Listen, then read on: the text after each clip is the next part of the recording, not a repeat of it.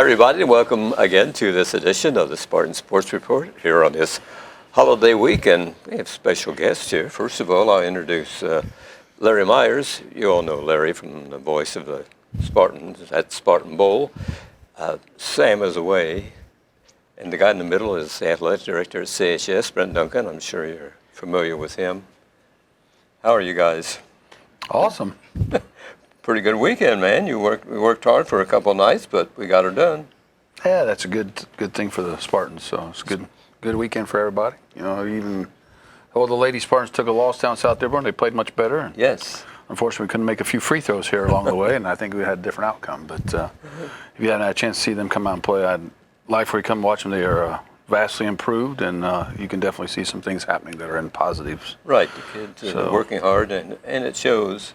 They work hard in practice, and they'll get over the hump shortly. Yeah, I think give Coach Harder a good summer with them and get her whole program intact. We had 40 girls try out in the middle school, which is the most we've had for a long period of time. So I see a lot of similarities between what she does and what Coach Brown does. So assuming she can get her stuff in place with everybody, and hopefully we'll see some good results here in 2 or 3 years. So it's going to be a little time, so don't get impatient. But that's right.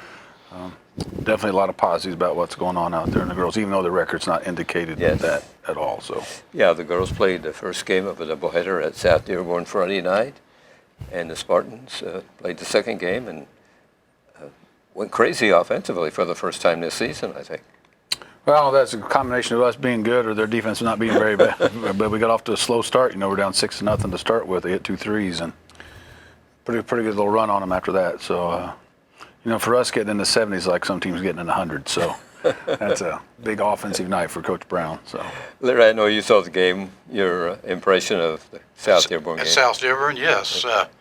Had my doubts when we started off there. They hit 2 threes, and we were down 6-0. I thought, oh, this is not going to be good. But it didn't take them long to take control of the game. Right the ship, right. Right, yeah, they did. You see that pretty often, which is a usual thing. Yes. The kids. Yeah, and then the Richmond game, you couldn't script a better start than that one. That was great, yeah, and nice crowd. I was very pleased with the crowd. I wondered it early there, but it really filled in. It was a nice group. 18-0 at the end of the first period. The Spartans had that kind of a lead over Richmond. I wonder if Richmond has ever been shut out in a quarter before. Well, I don't know. I'm sure it's been a while, but it has. We were talking about that at the top a little bit when the last time they haven't scored a point at the varsity level. Yes. And wasn't like they didn't shoot them.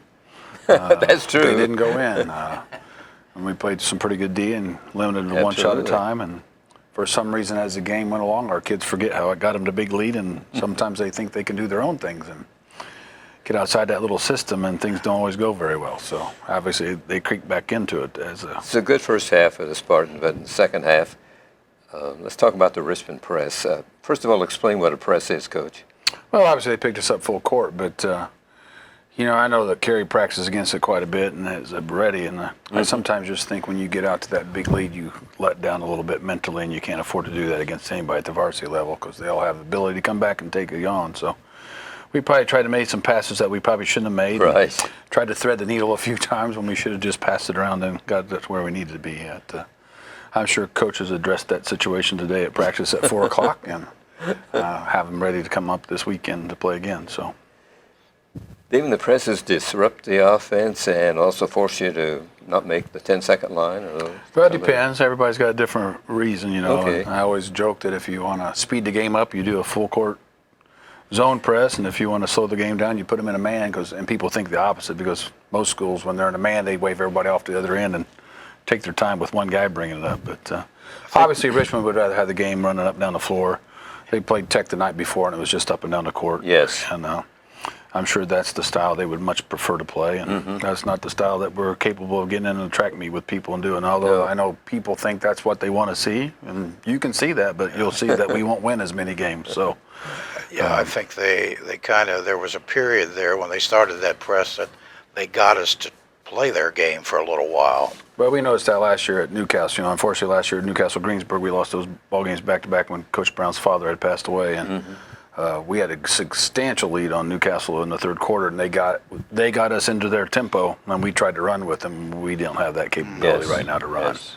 Even though a lot of people want to see that, and you can see those 92 to 90 games, but you won't maybe see as many wins. So, and for me, you just don't see the art of basketball. There's an art to basketball, and you get to watch it with our kids playing about how to pass and how to dribble and how to move and do all those things. And sometimes when you just run up and down the floor, it's just the best athletes take over. So.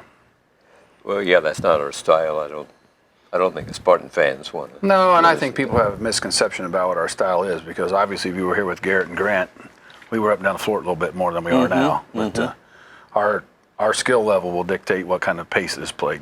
And then, as I've said many times, coaches always said nobody's not supposed to shoot it. You just need to know when you're supposed to shoot it, and that you better get the best shot you can get. So Yes. I don't think I've ever heard him tell him don't shoot it. I'm sure he has limitations of where they can shoot it, as we all have. And sometimes remind him that there's a reason why you're open at the three-point line, because they've scouted you as much as we've scouted them, so they know they're not guarding you for a purpose out there. So, but I always think there's that misconception that he just wants to play in the 30s to 40s, and overall we probably do play more of those, but it's not because it's just the way the game works out and the style that we need to play to win against who we're playing against. So. Well, the defense of Connersville did it again. Richmond had a 60 per game average, offensive average, and they were held to 32 points. We see that all the time. Well, I think a lot of it's just the frustration level from the other school. I mean, I can think back, it's a long time since I've just seen people get what I call straight line drives to the bucket against us. You don't have an opportunity to just go straight from the wing to the basket. There's always somebody in good help side position, and more than one coming typically. So you got to move the ball a little bit better to get wide open shots in the paint. So let's hope that holds true. Well, I didn't jinx us. So they do a great job protecting the lane, don't they? Yeah, Kerry's done a good job even way back to when he was at Rushville and coaching JV basketball, and of learning the game and getting ideas of how to do things. And he and I have had many conversations outside the basketball lines when we were both coaching about things we did and things they did. So he's always going to give him an opportunity to win based on his game plans. Coach Brown gave us a few minutes after the Richmond ball game to make some comments, and we'd like for our fans to see those comments right now. Here's Coach Brown. Coach, you're 7-0 on the season. You're a co-leader in the conference, number 4 in the state. Pretty good Christmas present for the Spartan fans. Thank you. Yeah, for the boys, for the fans, just to be 7-0 at this point in time. I know last year after 4 games we were just 2-2, so kids are doing a great job. Probably wasn't our best overall performance tonight, but we had some really good minutes to start the game. Yeah, had some good minutes in the second half, but just didn't close the game out very well. So, that's the last thing I'm thinking about. Guys were happy, but they weren't. They understood we did not play a full game tonight, and that's something that we've got to start doing. Well, that's important that the kids realize that, as you said, they didn't play a good game for 32 minutes. They understand. They're smart kids. They've been around it. They've been here in our program for years, and I think they understand what our expectations are of them, and that's to, finish games and to play as close to 32 minutes as we can. And they know we didn't. So we still got work to do. That's fine. It's game 7. We'll get there by the end of the year. Richmond changed what at halftime to make the game a different game in the second half? Oh, I think their intensity might have picked up. Obviously, their three-quarter court shadow press really bothered us, and we could never solve that. I thought we became so passive against it, didn't attack it. So that's something we'll take a look at, and we'll get opportunities to practice against that in the tournament we're going to go play in this weekend. Okay, you play South Bend, Washington, Friday morning at 10 o'clock. They're 3-4 right now. I think they have Chesterton today.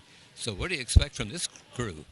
They'll probably be 3-5 because Chesterton's really good, but they're a solid basketball team. And really, we were getting ready for South Dearborn last night, getting ready for Richmond today.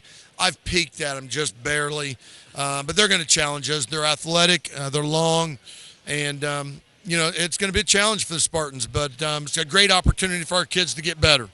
What kind of practice sessions have you scheduled for this coming week to get ready for the tournament? We're going to go Monday, and then I'll probably just let them be optional. If they want to come in and shoot on the 24th early, I might let them do that. And then they'll obviously have Christmas Day off, and then we'll come back and practice the 26th, semi-late in the day, so they can get back if they went out of town. And then we get on the bus that night because we have to play at 10 o'clock Friday morning. And then we're up there for 27th, 28th, come back on 28th, and we'll see what we can do. You got some tough teams in that tournament. It's going to take a heck of an effort to bring a trophy home. Yeah, I mean, if we're fortunate enough to win our first game, we get to play the winner-loser of Jeffersonville and Valparaiso. But that's great. You know, we love those challenges. And then in the bottom half, there's South Bend Adams, who we played last year in the Richmond tournament. There's Franklin Central from the south side of Indianapolis. There's Kokomo, the host school. And then Eastern Howard, a 3A from the county up there, who's a pretty solid team last year. I don't know anything about them this year. I'm going to start getting ready for South Bend, Washington tomorrow night. You really look forward, I know, to these ball games as a prelude to the tournament. I do. I wasn't feeling so good over there on the sideline tonight, though. But it's necessary. You know, we could go out and play teams and win by 40 or 50, and that doesn't challenge our kids. It doesn't make us better. Going out and playing these types of games is what's going to get us to where we need to be to win something important at the end of the year. Once again, your defense worked. Richmond came in here with a 60 per game average, and they go home with 32 points. Yeah, it wasn't defensively. It was just offensively, some turnovers, some stagnation. But give our kids credit defensively, and there was probably a few possessions we'd like to have back, but I can't fault our defense tonight. I thought we did a really good job on the Red Devils. Coach, I know you want to join me in wishing all of our viewers a very happy holiday season, Merry Christmas, and Happy New Year. Yeah, our Spartan fans have been tremendous the first part of the year. I mentioned I think we had more at Pendleton than the home team had. Great following tonight on a Saturday night, Christmas break. Happy holidays and Merry Christmas to all the Spartan fans out there. Great win, Coach. A great first half, and I know you're going to work to make corrections as to what happened in the second half. We will. And you and your family have a Merry Christmas, Happy Holidays as well, Fran. We enjoy your coverage of the Spartans. Thanks a lot, Coach, and the best of luck in the tournament. And Greensburg on January 10. Yeah, conference when we come back. Them in Newcastle, a double weekend of, you know, some close rival traditional schools. One of them being a conference game. So, yeah, we'll have our hands full again that weekend as well. Good night, Coach. Thanks. Thank you. Coach Brent has the ability to quickly diagnose what's problem, calls a timeout, and usually corrects the situation. That's a good coach.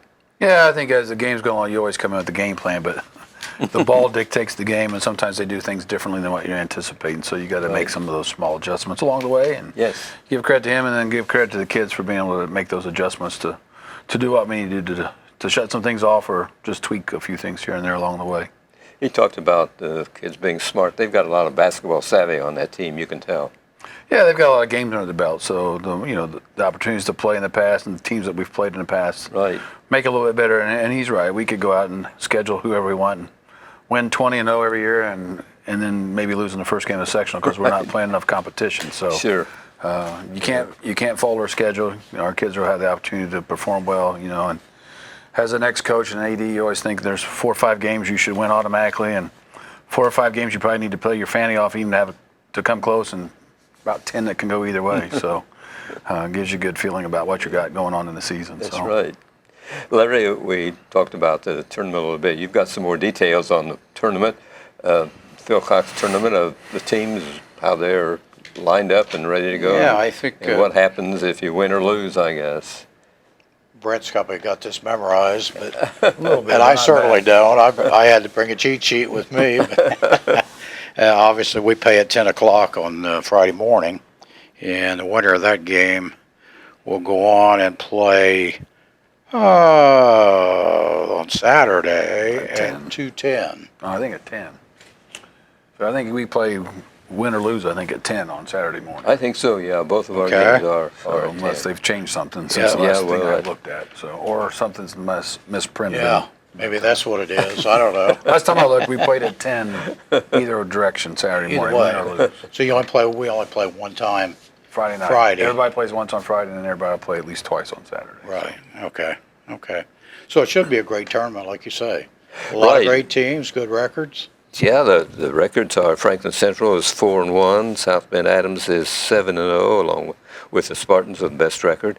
Kokomo is 3-4, Eastern is 5-1, Jeffersonville 3-3, and Valparaiso is 5-1. So it'll be a great experience for the kids, and I would think help them in future games. Well, it's a good opportunity to play some people that you don't typically get Yes. a chance to play. You know, we've been in a wedding for probably the last 5 or 6 years, and the teams have started to change a little bit. And you know, Greensburg's in there now, Richmond's in there, which we really don't want to face them if we don't have to. That's right. And they've had a definite changeover in the number of teams that are there, and I think there's only 8 teams in it this year when it's been up as high as 12 or 16 in the past. And I think just some of the quality of teams that are coming back are not where they used to be when we first got in it. And obviously, we don't want to play Greensburg and Richmond more than we have to That's because true. you know you can play Greensburg there, then you can play them in the regular season, then you could draw them in the tournament. Sure. So you don't want to play them 3 times if you don't have to. Not just them. I don't want to play anybody 3 times if you don't have to. So. Right. I don't know what you've heard, but I've talked to a number of people. They're planning on going to Kokomo and staying overnight.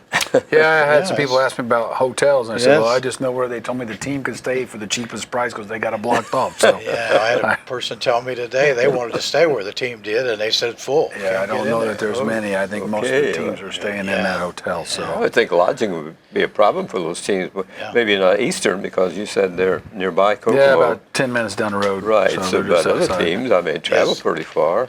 Right. I'm Yeah, sure Kokomo's got enough hotels, so Good. they can handle that. So. May not be right there with the team, but sometimes you don't want parents and relatives where the teammates are at, and so they can stay focused on what they're there Sure. for. So, but And the parents too are seeking lodging for Sure. certain everything. So, and Kokomo will come out of here with a bit well, of if we take a following like we normally do, they'll probably make a little bit of money off of it. So, probably I right. believe tickets for the whole thing are $20 per the whole weekend, Yes. and if I remember right, was it $7 per session or $6 per session? I can't remember off the top of my head, but it's one of those two. Maybe it was 6. What is the capacity of that gym? I've never Probably been there. about 7,000, give or take. Okay. It's been a couple years since I've been in there, but it's a Memorial Gym's a pretty good gym, and if I get it right, IUK's gym's in the same facility. So when you get to the second day, I think they're both relatively close. So. New state rankings come out tomorrow, and the last one came out last Tuesday, and the Spartans were number 4 in Class 3A in the state. Yeah, There are over 100 teams in each class, right? pretty close. Pretty Okay. close. Yep. The 3 teams ahead of the Spartans are Silver Creek at 7-0, Danville at 7-1, Heritage Hills at 5-1, and then we're number 4. So we might move up. Numbers are numbers. That's up to the riders and the coaches. Right, We're by- going to go suit by up the- and put the red and white on and try to win every game we can get. By the way, the team above us, Heritage Hills, defeated Mount Vernon of Posey Township, That was a pretty lopsided score, if I 101 remember to right. 17. I don't guess that know. wasn't a misprint, was it? No, Mount Vernon's Posey County has been pretty much a football school for a long time. So they're on the They don't west side play- of Evansville. They don't play football and basketball, do they? I mean, I but don't you're know. saying the football players are. Typically, they've had a pretty good football program, but maybe they just don't equate over to the basketball court. Well, I want one of those teams ahead of us to lose, and that will help the Spartans move up, right? Well, you're always number 1 in your heart, so it Okay. just Enough a said. matter. Enough You said. can't control what outside people think, or you want to control the weapons you're taking to the game. Something else is happening at Spartan Bowl this week. You want to talk about it? Yeah, it's Friday and Saturday. We got the Spartan Classic going on. 32 Right. wrestling teams coming in. We're gearing up. Coach Brian Edge comes down there getting the floor ready to set. The wrestlers bring the mats over early Thursday morning to get them all put up. Okay, And a couple okay. teams are coming in at 4 o'clock to practice. And Saturday morning at 9 o'clock we'll start, or Friday morning at 9 o'clock we'll start official wrestling. So. Some good teams are coming in here, aren't there? Yeah, it just kind of changes year in and year out. We've added some new ones. Switzerland County's coming, Calumet's coming, Jasper's coming, Valparaiso, East Noble, I don't know, Bishop Chatard, Indianapolis Pike, New Pal, Fishers, Harrison out of Lafayette. Give So, the fans a chance to see some pretty good kids wrestling that may make it during the yeah, state. there'll be quite a few ranked wrestlers in the state. gonna say, yes. I'll get on the website tonight and look up those that are ranked. We don't really pair them. A lot of schools will try to pair them. Sure. I just try to make sure that all the ranked wrestlers are on the same side of the bracket and all knock each other out in the first round. So that's not fair to those kids. So I do try to, if there's 4 of them in the class, I try to put 2 on each side Okay, of the that's bracket good. so Yes, that they can that's have an good. opportunity to at least Good. advance. So How long will this go on? I mean, it's Friday Forever. and Saturday. Okay. No, Friday it'll go and Saturday. Probably 5:30 to 7 on Friday night, and then back about 5:30 again on Saturday. So And you start at wrestle at 9 9 a.m. on Friday and 8:30 on Saturday. Weigh-ins are at 7, so those little kids have to. IHSA's changed their growth allowance. In the past, you're allowed, if you wrestle 106, you got to weigh in no higher than 106 to wrestle at 106. But they've changed it this year. Every year you get a 2-pound growth allowance the first of the year, January 1. So a 106-pounder could weigh a 108-pounder just to allow for natural growth. But they've moved that up a little bit. So they get to weigh 106 on December 26th. They can go to 108. So my weigh-ins will be a little off this year. So if you weigh 106, you can weigh 108 on the first day, and then you get an extra pound for the second day of wrestling. So it can actually be a 106-pounder wrestling at 109 pounds come Saturday morning. So You keep all that straight? I try. I'm sure you do a good job, or else they'd get rid of you, I guess. Well, that's a possibility. This week in sports at CHS, everything happens at the weekend on Friday. The wrestling in the Spartan Bowl at 9 o'clock start, and the Spartans in the Phil Cox Memorial Basketball Tournament at Kokomo. We said meeting South Bend, Washington at 10 o'clock in the morning. Girls basketball at Batesville, JV at 6, varsity game at 7:30 Friday night. South Bend, Washington, as we pointed out, is 3-5 on the season, losing to Chesterton, Penn, Lake Central, Jimtown, and Fort Wayne.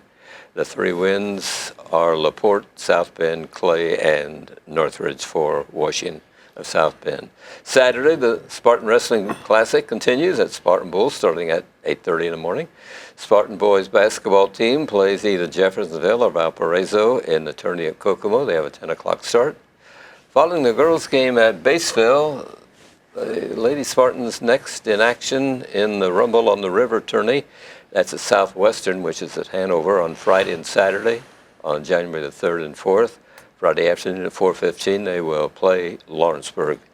The middle school this week, not a whole lot going on, of course. Basketball, boys red team in the St. Louis Invitational this Thursday at Batesville. Their next game will be January 8th, meeting Richmond Test at Spartan Arena. The boys' white team doesn't play until January the 6th at Newcastle. The middle school girls basketball begins January the 9th when the red team plays Eastern Hancock at Spartan Arena. The white team opens at Newcastle on January the 16th. The middle school wrestling team opens January the 18th, taking part in the Greensburg Invitational. Your area basketball records, Cambridge City is 6-3. They lost to Eastern Hancock 60-41 in their last game. The next game, January the 2nd at Liberty Christian. Centerville is 2-5. They lost 51-45 to Rushville. Their next game is Friday against New Washington. Union County 1-4. They lost 82-56 to Winchester. Their next game this Saturday at Western. Franklin County is 1-5, lost 50-39 to Greensburg. They play Saturday with Triton Central. Rushville is 2-3. They won at Centerville 51-45. Next game Monday at Lagodi. Richmond 2-4 after losing to the Spartans 36-32. Their next game Friday with Seton Catholic. That's in a tournament that those teams are in. That's pretty well the sports in the area for this week. Coach, any comment?